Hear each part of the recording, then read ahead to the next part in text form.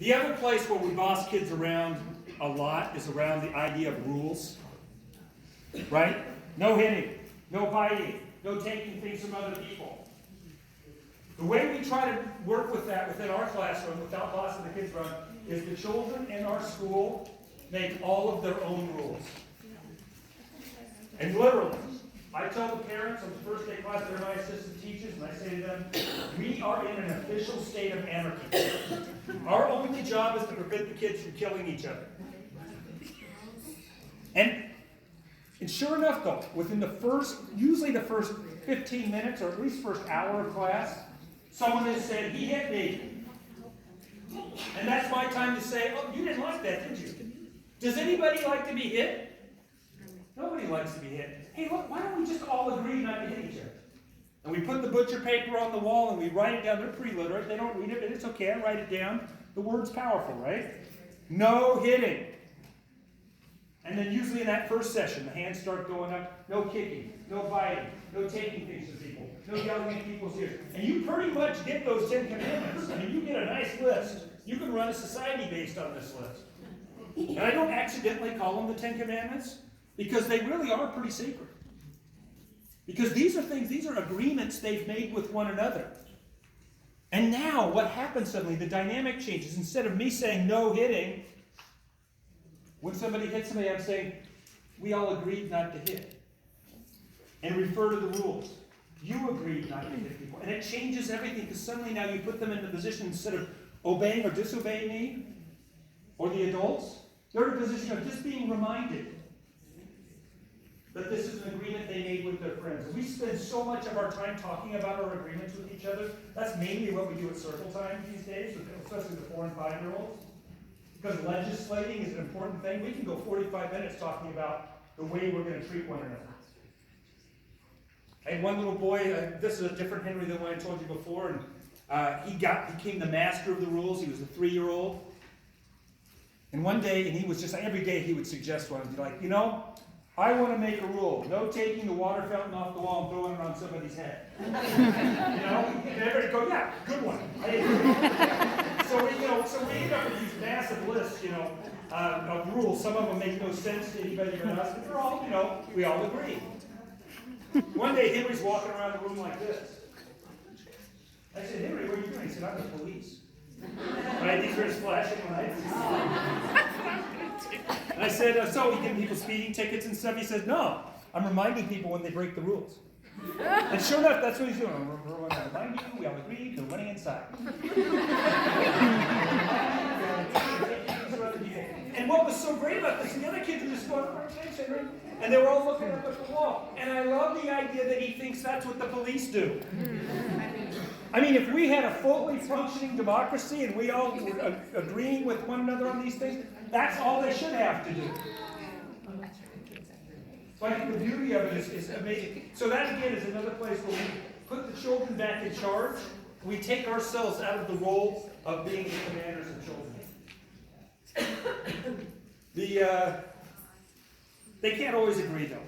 And I think I'll finish on this story. Sometimes we sit down. This will happen. Actually, 2 versions of this story happen. It happens almost every year at some point.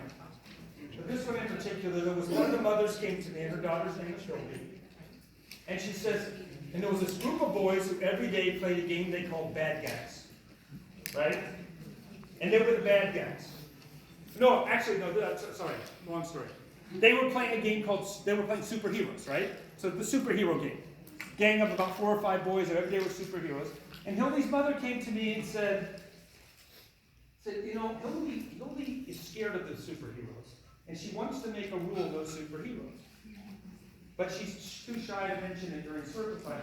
So I'm trying to encourage her to bring it up. And I love that this parent actually was trying to work with the system that way rather than commanding me to do it.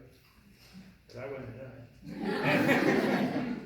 And so I said, I'd watch for Hildy, and sure enough, a couple days later, Hildy raised her hand. Hildy has something to say. She said, I want to make a rule, no superheroes. And the room just went silent. And suddenly, these 4 boys over here, sitting here, those superheroes, they go, no! Then there was a wave back, yes! And you can see Hildy's like, all right, I got supporters, yes! no, yes, and they were screaming and yelling at each other. I'm just, so you manage it. It's like, okay, I want to hear what everybody has to say. We're going to take turns. We got to settle down. I said, Hildy, why don't you want kids to play superheroes? And she says, well, it scares me. And this boy over here just saw his face fall. But we save people. And we went, and so anyway, I said, so we gave Hildy a chance, and so I gave each one of these boys a chance to talk about, well, why do you like to be a superhero? Because we save people, because I feel powerful, because it's exciting. And then the other children, and finally we ended up saying, okay, tell you what, we're not going to be able to agree on a rule, because obviously we have different opinion, but how about everybody who likes superheroes sit over on this side, and everybody who doesn't like the superheroes on this side?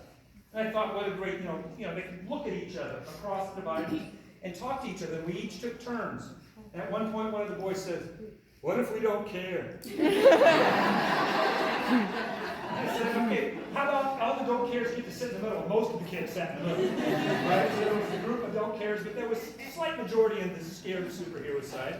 They all had their turn to talk about it. And at the end, we had not come to an agreement. We were not able to agree no superheroes. But something fundamental changed.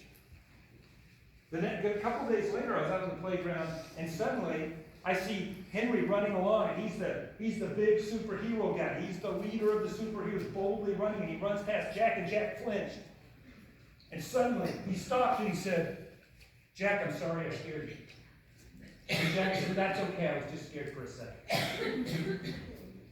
And then a few days later, Henry's mom came to me and said, we were saying prayers last night. And Henry told me he's not going to play superheroes anymore because Hildy doesn't like it. And so they started playing bad guys instead. It was the same game, but suddenly Hildy wasn't afraid of it.